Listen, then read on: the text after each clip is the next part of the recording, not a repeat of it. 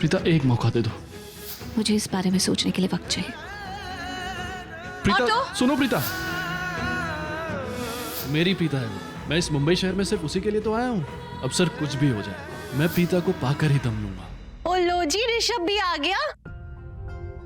ऋषभ आजा पुत्र, देख शर्लिन आई है तेरे से मिलने। ऋषभ आजा बेटा, क्या बात हो गई? ऋषभ बैठो ना। देखो हमने शर्लिन की कुंडली मंगाई है, शादी की डेट जो फिक्स करनी है। क्यों भाभी? बिल्कुल दी, मैंने तो पंडित जी से भी बात कर ली है। जो पहला शुभ मुहूर्त निकलेगा वही डेट फिक्स कर देंगे। मुझे आपसे बात करनी है। हाँ हाँ पुत्र, मिलके बैठ के बात करेंगे, mother and son 1 to 1। It's not a joke. Rishabh, congratulations, I am so happy for you. तेरा भी विकेट डाउन हो ही गया ना? मुझे लगा था तेरा विकेट कोई और डाउन करेगा, लेकिन Sherlyn I really like, really happy for you. तू थोड़ा कम बोलेगा?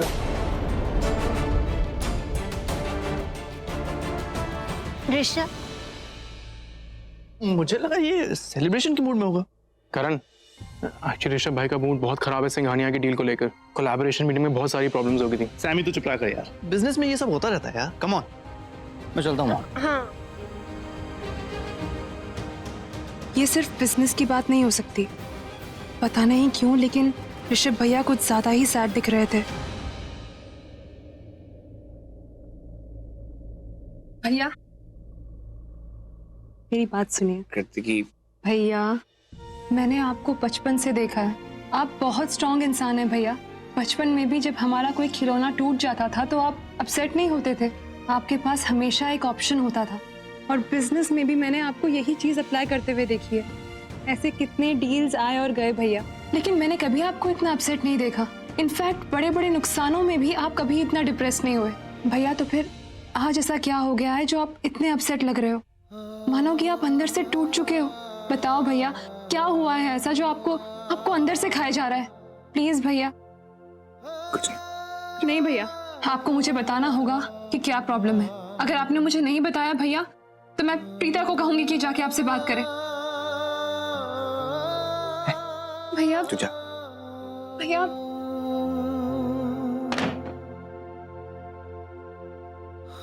कैसे बताऊं कृतिका कि वो प्रीता ही है जिसकी वजह से आज मैं इतना डिप्रेस फील कर रहा हूँ। मामी जी देखिए ना, ऋषभ भैया किसी से बात नहीं करना चाहते।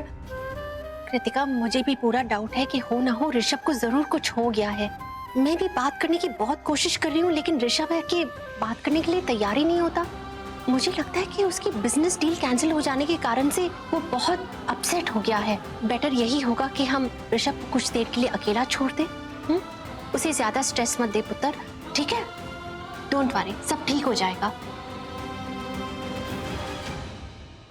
हाँ, राखी मामी सही कह रही हैं, लेकिन मुझे फिर भी यकीन नहीं होता कि भैया का ये हाल किसी बिजनेस डील की वजह से हुआ है। कुछ तो है जो भैया छिपा रहे हैं।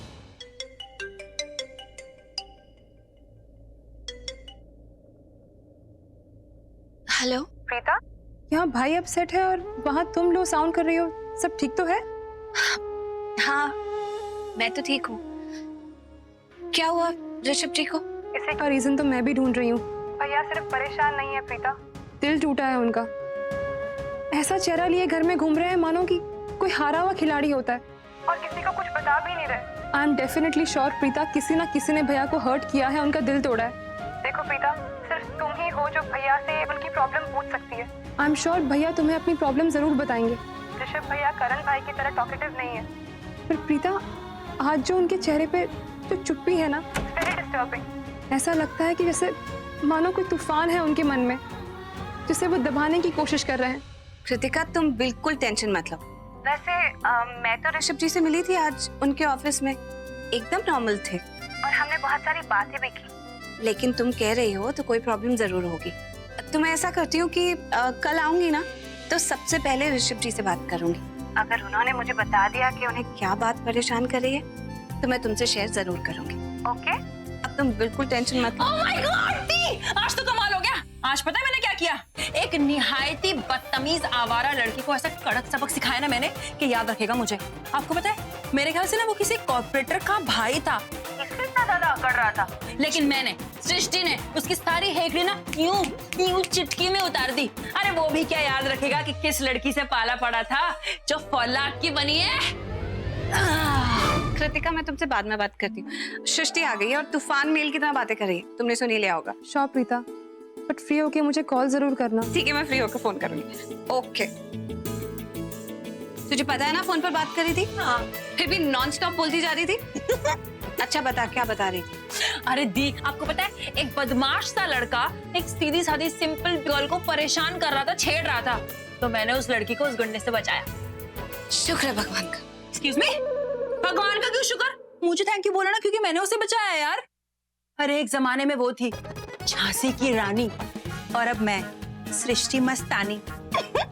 आपको आइडिया भी नहीं है थी, मैं इतनी बहादुरी से लड़ी हूँ ना आज। मार्केट में ना लोग खड़े थे सिर्फ तमाशा देखने के लिए, उस मवाली से डर रहे थे, लेकिन मैं सृष्टि से तो डर भी डर जाता है। अरे ऐसा झाड़ा, ऐसे लताड़ा है ना उसे कि दुम दबाकर भाग गया वो।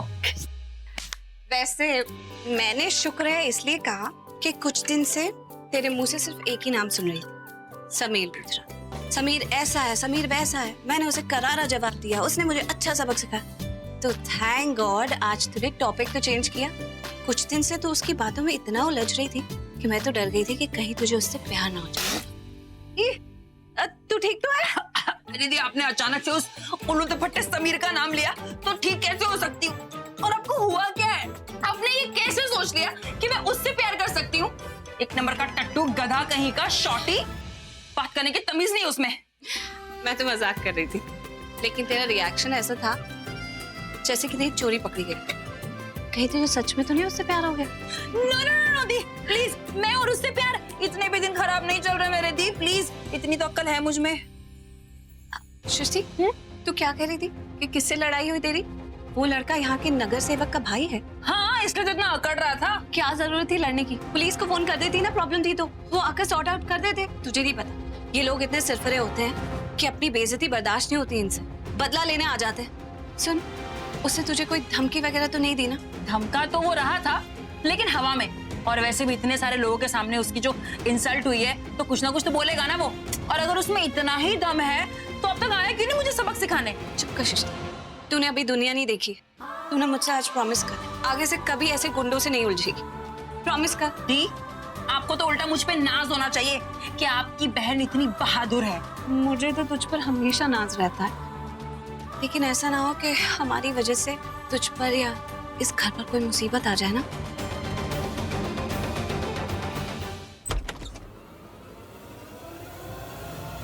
नमस्ते आंटी जी। अरे ओ बेवकूफ हो, तुम लोगों में इतनी भी तमीज नहीं है। सामने एक बड़ी बुजुर्ग आंटी खड़ी है, थोड़ा प्यार से तमीज से प्रणाम करो। संजू, जैसे आया है ना वैसे ही वापस चला जा। अगर तू भूल गया है तो मैं तुझे याद दिला दूं कि तेरा भाई आज जेल में है तो सिर्फ इस घर की वजह से। उसे तो अपनी करने की सजा मिल गई। तू चाहता है कि तू जेल ना पहुंच जाए तो जा, निकल। अरे आंटी जी, आप भी ना, इतने सालों से हम जानते हैं, ऐसे बात करता है कोई? अरे मैं आपसे इतनी इज्जत से, इतने प्यार से बात कर रहा हूँ और आप हैं कि घर आए मेहमान से आप ऐसे बात करती हैं, घर से बाहर जाने के लिए बोलती हैं उन्हें। बोल, क्या काम? देखा, सीधे मुद्दे की बात पर आ गई। ये होती है समझदारी वाली बात। तो अब मैं भी मुद्दे की बात पर आता हूँ। यहाँ पर एक सृष्टि रहती है, मैं जानता हूँ वो यहीं रहती है अपनी बहन के साथ तेरे पीजी में। सृष्टि को फौरन मेरे हवाले कर दो सल्ला मैडम, वरना आपकी शामत नहीं है। चलो ढूंढो उसे। संजू, मैं कह रही हूँ जैसे आया ना वैसे ही चला जा, वरना तेरा वो हाल होगा जो तू सोच भी नहीं सकता। अरे आंटी जी, कब सीखोगे आप कि किससे कैसे बात करनी चाहिए? अरे तेरे वरना में तो मुझे इतना दम लगता नहीं जो संजू को डरा सके, और तू मुझे धमकी दे रही है। 16 साल का था मैं जब मैंने पहली बार मर्डर किया, पकड़ा गया, फिर छूट गया। फिर मैंने एक लड़की को उठाया, पकड़ा गया, पर फिर छूट गया। और अब खुल्लम खुल्ला घूमता हूं शेर की तरह, कदम कदम पर अपनी मनमर्जी करता हूं। कानून की तो मजाल क्या जो मेरी तरफ आंख उठाकर भी देख ले। अरे हथकड़ियां तो मेरे हाथ में आने से डरती है। अब पूछो इनसे। जेल की कोठरी को तो मैं 5 स्टार होटल का कमरा बना देता हूँ। सब जानते हैं और सब मुझे प्यार से दरिंदा बुलाते हैं, और तुम मुझे जानने से अनजान बन रही हो। सुनो सुनो बच्चों, वो जो नगर सेवक का भाई संजू है ना, वो हमारे घर में घुस आया है। वो भी खतरनाक है, और पैंटी को ना पता नहीं कैसे कैसे धमकी दे रहा है। क्या होएगा?